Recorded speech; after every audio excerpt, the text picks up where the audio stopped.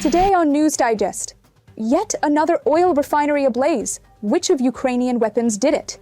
Coalition of the willing. Peace for Ukraine can be guaranteed by it.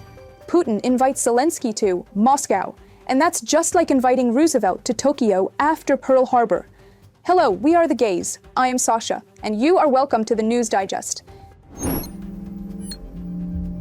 In the early hours of September 5th, a massive drone assault targeted multiple regions across Russia, with reports of explosions and fires in at least 14 different areas. Nearly 100 drones were involved in the coordinated attack. In Ryazan, residents reported loud blasts and a fire breaking out at a local oil refinery. As of August 2nd, 2025, after another attack, this refinery has shut down about half of its production capacity. Footage appears to show a significant blaze in Russia's Lipetsk region. Drones struck the Energia plant in the city of Yelets. The Energia facility, which has been targeted by drones multiple times in the past, plays a key role in supporting Russia's military-industrial complex. The plant is reportedly involved in the production of components for guided aerial bombs. In Russian-occupied Luhansk, a refinery was hit during the first wave of the drone attack, followed by a second strike that targeted an ammunition depot. This latest wave of drone attacks shows just how far and fast things are escalating. With refineries, weapons plants, and ammo depots being hit, the pressure on Russia's war machine is clearly growing. At the International Defense Industry Exhibition in Poland, Ukraine showcased a wide range of ground robotic systems, FPV drones, and long-range unmanned aerial vehicles.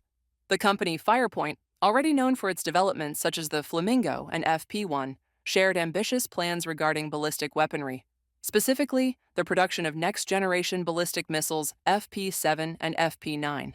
A key advantage is the use of proven technologies from the Flamingo cruise missile, allowing them to utilize existing components. The FP7 has a range of up to 200 kilometers, a maximum speed of 1,500 meters per second. It carries a 150-kilogram warhead and has a maximum flight duration of 250 seconds. It is designed for quick strikes on medium-range targets. The FP9 reaches up to 855 kilometers in range, with a speed of 2,200 meters per second, an 800-kilogram warhead, and a flight altitude of up to 70 kilometers.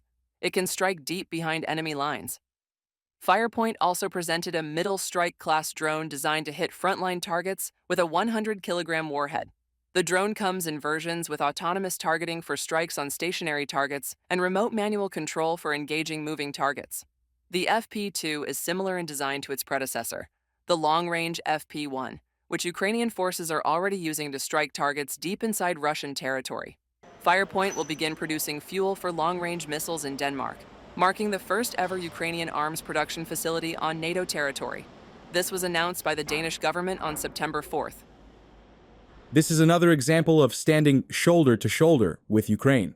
Their fight for freedom is our fight for freedom. Putin shows every day that he will not stop, and that is why we must help Ukrainians stop him. By creating Firepoint on Danish soil, we ensure both our security and a contribution from Danish business to Europe's defense. Morten Budskov, Denmark's business minister. At Poland's defense exhibition, Ukroboronprom also revealed details about another new weapon, the Ukrainian drone missile Polyanichia. First announced in 2024, its specifications had been kept secret until now. The Polyanichia weighs 320 kilograms, with up to 100 kilograms of payload. It is long-range and can reach about 20 Russian airfields within its operational radius. Analysts noted one of the most interesting features is its speed, reaching 900 kilometers per hour, comparable to the Russian Kh-101 cruise missiles. The development of long-range weapons is becoming a key focus of Ukraine's defense industry. As Ukrainian-produced missiles and drones gain greater range and accuracy, the geography of the war itself is changing. Strikes deep into enemy rear areas are becoming the norm rather than the exception, thanks to Ukrainian weapons that are now close to NATO-level technology. Reported by Oleksandra Zaslavets, UATV News. 26 countries have pledged to provide security guarantees for Ukraine once peace is achieved, including the deployment of an international force operating on land, sea, and in the air. French President Emmanuel Macron announced after a summit of Kyiv's allies on Thursday. Speaking at a press conference in Paris alongside Ukrainian President Volodymyr Zelensky, Macron said the coalition had finalized preparations for the guarantees. He also confirmed that he, Zelensky, and other European leaders held a call with U.S. President Donald Trump after the summit. Washington's contribution to these guarantees will be determined in the coming days, Macron added. The day the conflict ends, these security guarantees will take effect, Macron said, stressing that all commitments were now documented and approved at the defense minister level, awaiting political endorsement. And what about Putin? He publicly said several things. A. He invited, in inverted commas, President Zelensky for talks to Moscow. B. He said directly and blatantly that any foreign troops in Ukraine will be targeted by his missiles. And C. He said, there's no problems in the Russian economy. As simple as that. Well, hear for yourselves.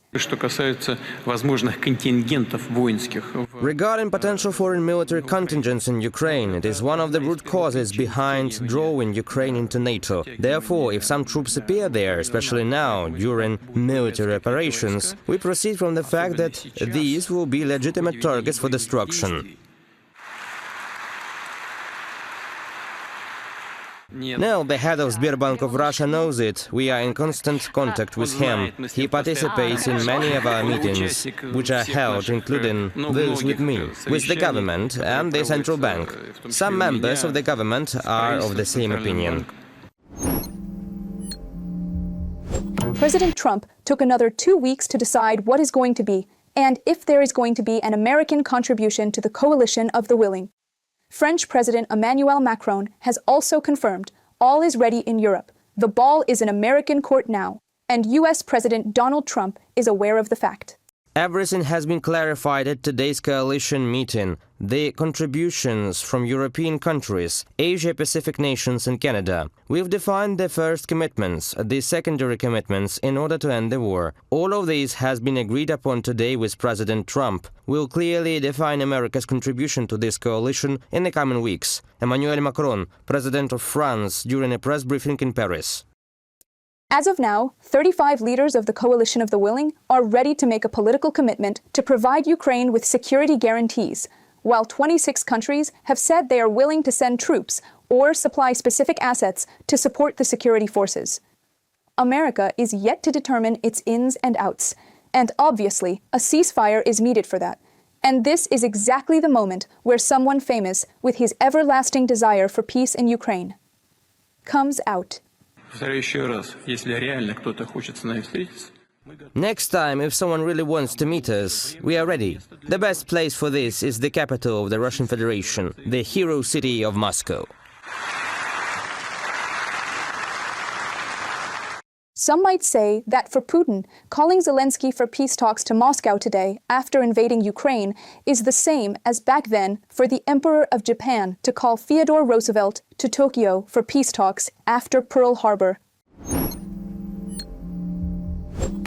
However, if Trump ever asks Putin why a ceasefire in Ukraine just did not happen despite all of Trump's effort before Alaska and during it and after it, even so, Putin just continued killing civilians and children in Ukraine every single day. And Trump still continued to give him extra 2 weeks for so many times. And Putin himself was talking about how ready he was for a peace in Ukraine, and still it never happened. So, if Trump ever asks why, Vladimir Putin actually has a hard-to-break argument to present. It's all about the English language that is so hard for Russians to grasp. While talking about a peace in Ukraine, what Putin actually always meant was a piece of Ukraine. And then Putin can ask another 2 weeks from the American administration to learn the difference, and he will get it, of course. Thank you for standing with Ukraine. Please subscribe to stay updated on what's happening in the world from a Ukrainian perspective. Goodbye.